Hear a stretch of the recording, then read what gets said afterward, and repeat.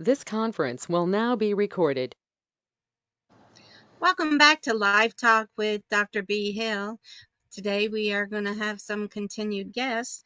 We're going to miss one today. So, Dr. B, let me just say if we have any visitors, though, they want to chat, in the right-hand corner is the chat room. We can ask questions there. So we'll be glad to answer them. Thank you, Chrissy. Today, of course, we have Dr. Smith and we have Josh back. And Travis will be off today due to some appointment that he had, but he will be back again with us hopefully tomorrow. And Josh, are you still there? Yes, ma'am, I'm here. There he is. Okay. And Doug was going to go over some interesting articles today, and we can all add in our 2 cents. How's that? Be wonderful. Let me put my glasses on where I can see. So Dr. B, stay with us, and Josh, we've got a full 30 minutes, so Yes, let's sir. just take time. And since Travis is out today, today will be your turn to sit in what we will now call the seat of common sense. So Okay. today will not only be our deacon of the day, but you will be our purveyor of common sense. Yes, sir. And so your role today is typically Travis's role, and that is to declare whether or not something falls in the category of common sense. So, Chrissy, earlier this morning I sent you a couple of screenshots off of a article by a researcher in Sweden by the name of Gunne, Gunne. So, Chris, if you get a moment, if we could look at the title of the article, and the important thing, and Josh, what I really want to point out here is two things. Number one, this article is from 1963, Yes, sir. and technically speaking, it isn't even really an article. It was a chapter in a book, and if you've got your glasses on, Yes. you can see it right there. Okay, and one of the first things that just literally jumps off the page at me. Okay, once I get past the date of 1963 that you can see at the bottom there, Stockholm 1963. Yes, sir. And then what literally just jumps off the page at me is the first word of the title, and it says catecholamines. Now, Yes. catecholamines are the medical term for what most people would call adrenaline. So this is 1963. 1963. And we're looking at an article about adrenaline. And there at the end of the title, you can see the word withdrawal. Okay, Right. morphine tolerance and withdrawal. Yeah. Um, so this is an article that's looking at adrenaline and opioid withdrawal all the way back to 1963. Okay, now Correct. if you're looking at adrenaline and opioid withdrawal in 1963, there's nothing about this that involves the the brain theory addiction about this suggest addiction at all. And so, Josh, I'm going to ask the obvious, okay, because you're in the obvious seat today. Josh, do you see anything in that title that remotely looks like the word addiction?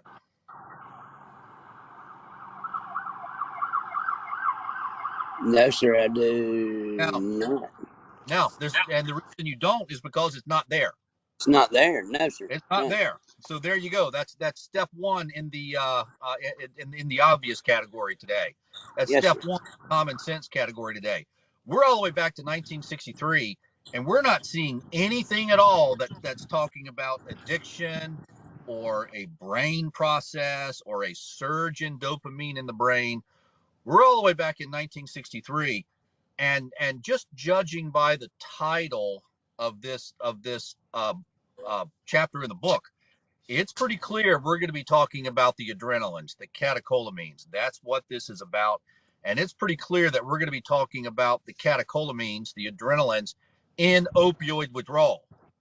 Right. Okay, so Chrissy, when you get a moment, if you could jump ahead to, I pulled a cut out of the article itself, and let's show that.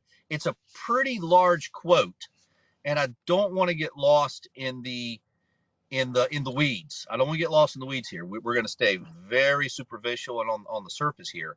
But I want to again go back to this 1963 article, and let me just share a little bit of this with you. Okay, I'm gonna read a little bit of this. Yes, sir. I love the first sentence. It is an old. Now remember, this is 1963. This is 1963. I was 3 years old. Okay, I hadn't even started nursery school yet. Okay, and here's the first sentence of the article, the first sentence of the chapter of the book that says, it is an old clinical observation that morphine addicts can withstand large amounts of the drug without showing conspicuous manifestations of physical or mental alteration. So what they're saying there is, and Josh, you know this as well as everybody else, once you have taken the opioids for a while, you develop a tolerance. Correct. A tolerance that you didn't have until you took the opioids. Correct. Withdrawal of morphine, however, precipitates, my apologies. Withdrawal of morphine, however, precipitates the characteristic abstinence syndrome. B, did you catch those words? Yes. Abstinence syndrome. We thought about using those words for our diagnosis of what we think is actually going on. We do not believe in opioid addiction. And we thought about using the term abstinence syndrome as our diagnosis. And B, now you know where that term came from. Exactly. Withdrawal of morphine, however, precipitates the characteristics abstinence syndrome, which shows many features indicative of a gross disturbance of the autonomic nervous system. All right, let's stop right there. This is 1963. Okay, this is Long before. 60 years ago. Correct. Okay, Yeah. this is 60 years ago. And what these guys are talking about is a gross disturbance in the autonomic nervous system. Now, Josh, you wouldn't know this, but the autonomic nervous system is the part of the nervous system that takes care of your organs. Okay, right now, your autonomic nervous system is controlling your eyes, your nose, your sweat glands, your hair follicles, your heart, your gut, your adrenal glands. You don't have to really think about how many times a minute you breathe. You don't have to really think how many times a minute your heart beats. You don't have to think about what the temperature is in your body. There's a system in the background that takes care of all of those things, and it's called the autonomic nervous system. And what this is saying right here in 1963 is that it looks like to them that opioid withdrawal is a disturbance within the autonomic nervous system. That means when you're in withdrawal, what's actually happening is you've lost control of your organs. Correct. And so, Travis, the obvious question is, does that make sense to you? When you experience withdrawal, did you feel like you were having some symptoms that your body just wasn't able to function normally? For instance, your eyes were watering, your nose was running, you were pouring sweat, the hair on your arm was standing on end. Okay, your heart was pounding. You felt hot and cold because you couldn't regulate your temperature normally. Your gut was in revolt. Right. Yeah. Okay, Totally. those would be the symptoms that would constitute that would make up what's called a gross dysfunction within the autonomic nervous system. So, Josh, the next question is, just looking at the first couple of 2 or 3 sentences that we've read here from a 1963 chapter in a book, are we in line with common sense here?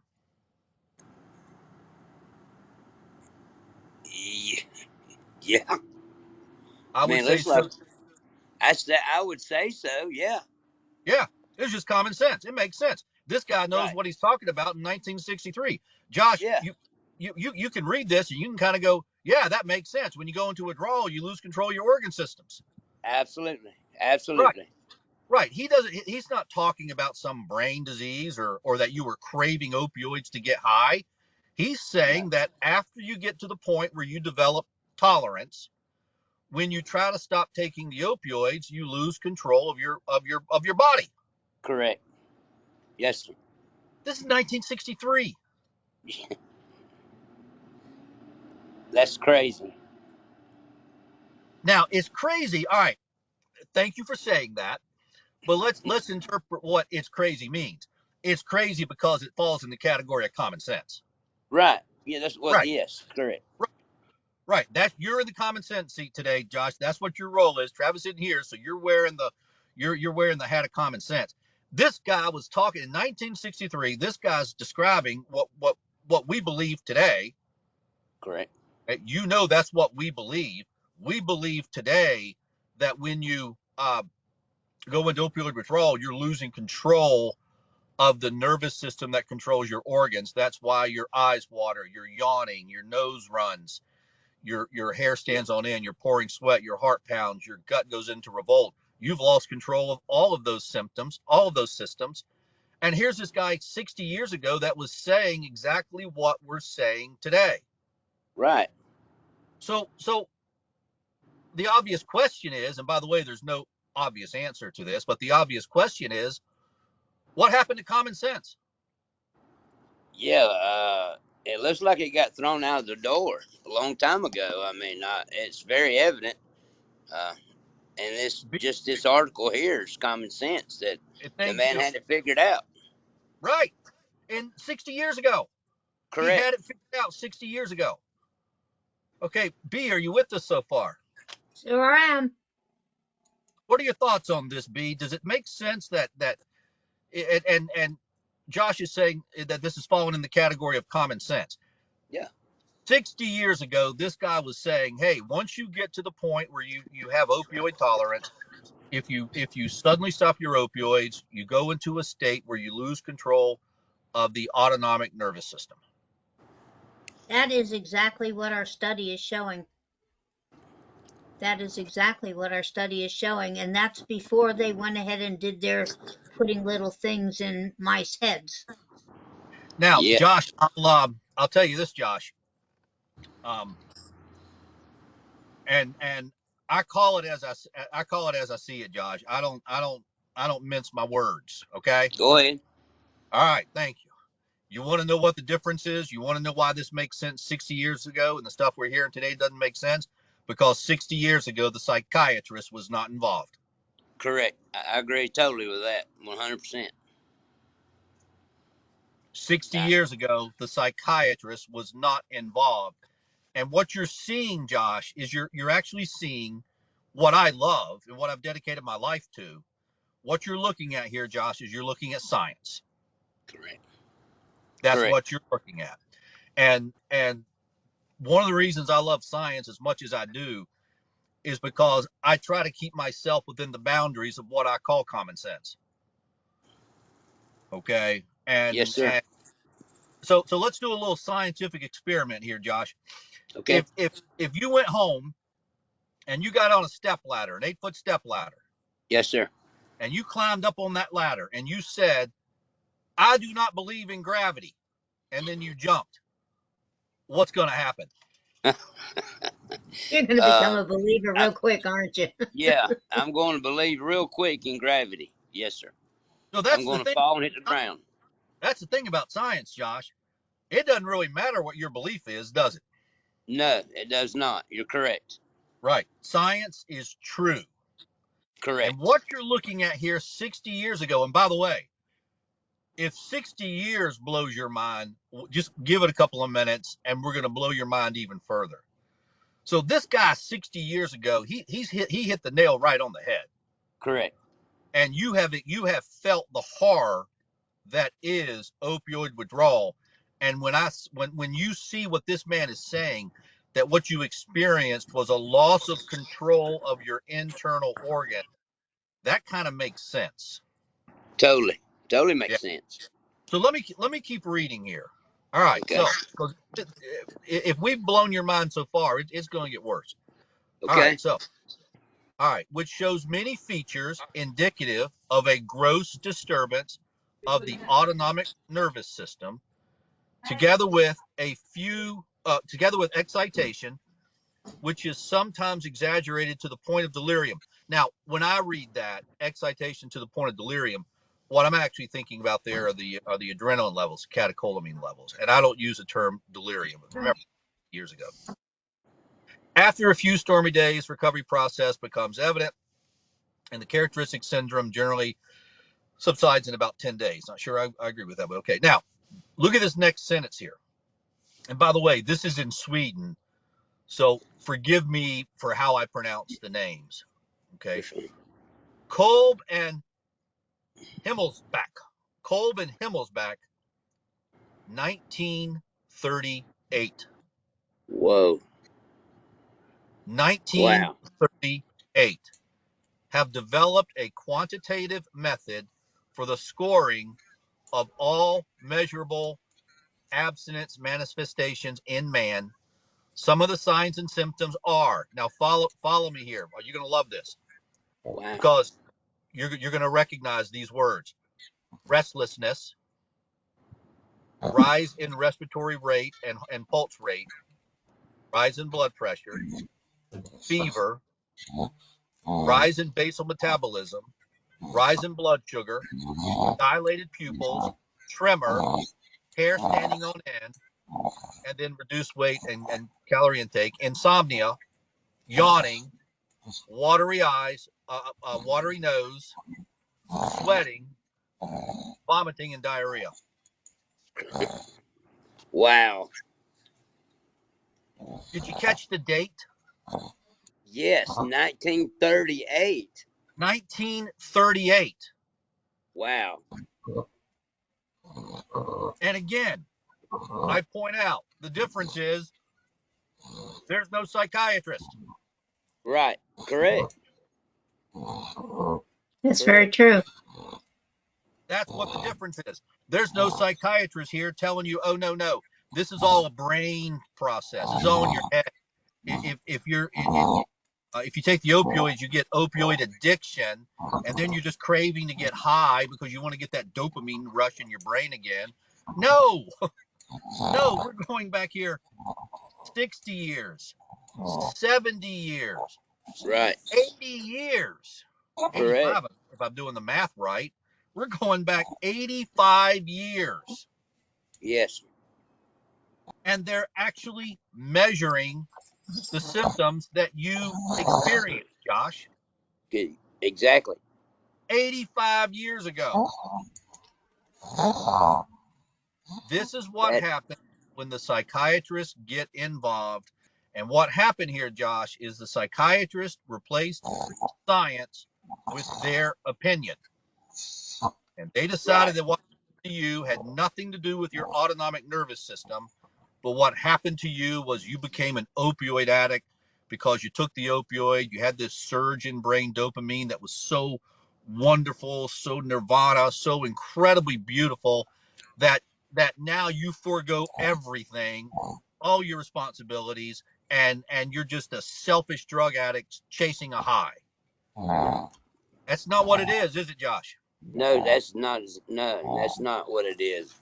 What And it is, like Travis says all the time, you don't want to be sick. You don't want to have to go through all that. That's exactly what it is. I mean, it's my goodness, that's crazy. It's been out that long, and that's mind blowing to me. it is absolutely mind blowing. 85 years ago, they were on the right track. Correct. Correct. 60 years ago, they were on the right track. Okay. Yes, sir. The Oh, psychiatrist, absolutely. the psychiatrist came along in about 1992, just so you know. Okay. And organization called NIDA, National Institute of Drug Abuse. And in 1992, NIDA was given control of the research money for the opioids. Right. And all research into the autonomic nervous system, all research into the catecholamines, all research into what you see on the screen in front of you right there stopped because the people who were doling out the money, tax dollars, I might add, the people Correct. who were handing out the money, okay, they believed in something called the brain theory of addiction. And there's just no science behind it. And in order to believe in the brain theory of addiction, you have to stop believing in real science. Correct. Now, And I I will like. say this, Josh, if you were sitting inside FDA Yeah. and your job was to keep people safe, right? Correct. And somebody said, "Hey, we want to approve these opioids for everybody to take and everybody to use, and so they can be prescribed to everybody all across the country." And you read this thing about, whoa, if you take the opioids to the point to where you develop tolerance and then you try to quit, you lose control of your body. Correct. Common sense now, Josh, would you have approved the opioids? Absolutely not. No, I No, wouldn't put. I wouldn't put no. nobody in that. Nobody. You have experienced exactly what this article is talking about. You took opioids to the point to where you developed a tolerance, and then when you tried to stop taking the opioids, you got sicker than you've ever been in your life. Yes. Correct. That is 100% correct. Josh, can the typical human body withstand that sickness? Not very long. I mean, you. No. I say. I mean, no. You can't withstand it. You. Josh, Josh, I had one guy. I said, "What's it like?" Or what makes it so unbearable? And he said to me, "You try it, you see how long you last." Right. I couldn't do it. I gave in. I couldn't do it. I tried. I honestly tried. And I'm not man enough to tell you that I could do it because I couldn't. I couldn't. I couldn't. I don't know if there's any man that ever could. I mean, I doubt. I doubt that. I ain't saying they're not, but they'd have to be one. I doubt it. I just doubt it, Doctor Doug. I really do. I don't think you can. Um, Would you describe it as hell? yeah. Hell on earth, really. Yeah. I mean, other than being on fire, but yeah, literally. Yeah. It was torment. It was. I mean, and that was a part. I mean, yeah, it's terrible. It was terrible. I've been in. I've been to my. If you pull my medical record, I've broken arms and thousands of stitches, broke ribs, broke it. It don't touch. None of that touches what none of this does to you.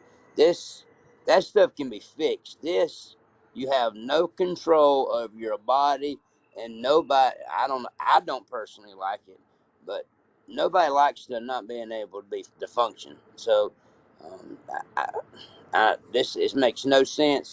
They had this dad, and like what you said earlier, you know, there's science, and then there's people's opinions.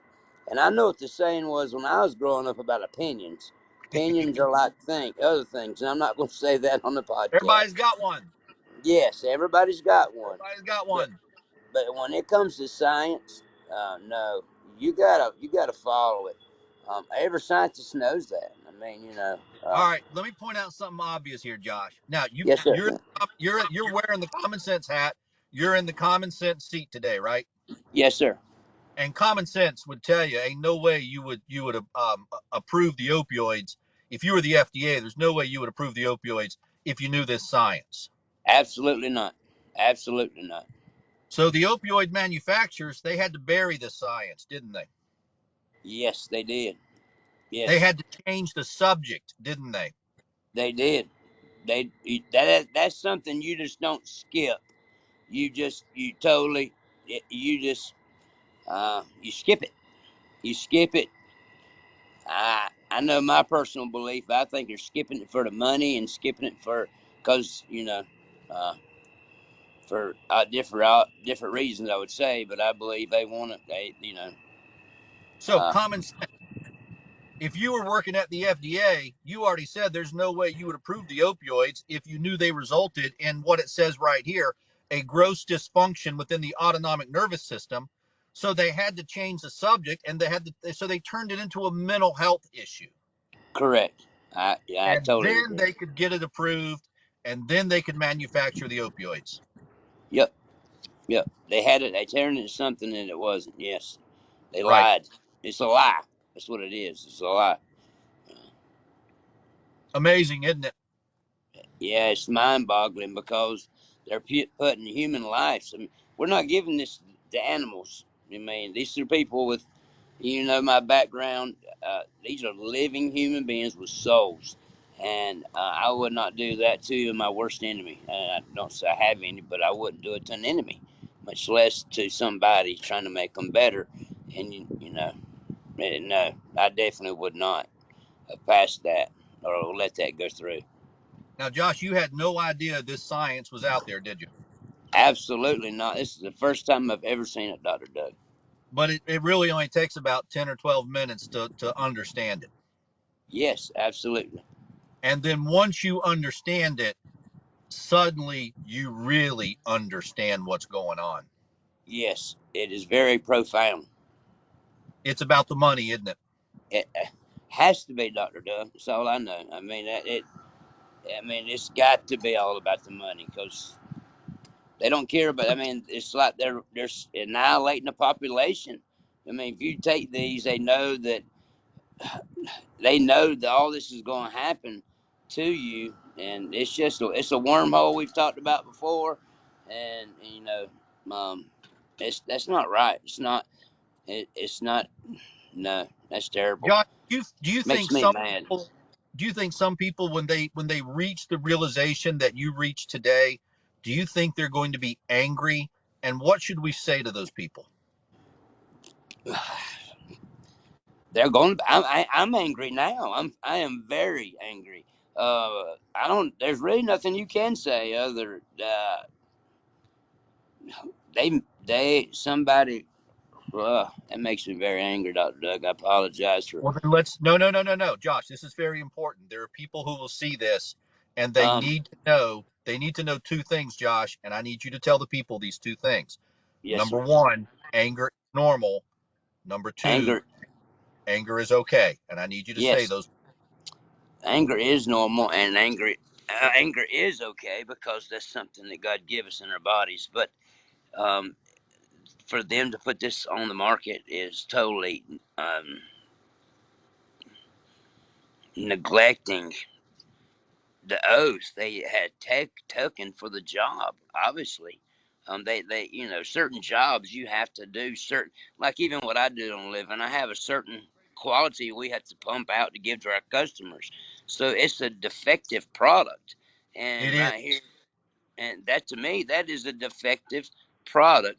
That now this what we make works on airplanes, which does affect human beings because they could crash. So we don't send out junk if it don't meet certain specifications. Just like the DA probably would have certain specifications. That it goes in the scrap bin that does not go out. So this should have been thrown to the scrap bin. They should have went back and done something different. And Josh, I do like feel for I say ones that today, smash. this is the last thing I'm going to say today, and then I'm not going to say anything else today. Yes, Josh, sir. I'm going to say that in my opinion, what happened to you and others never should have happened. Totally agree. 100%, Dr. Doug. Totally agree. And there's going to be many, many voices out there saying that this is not right. We want accountability.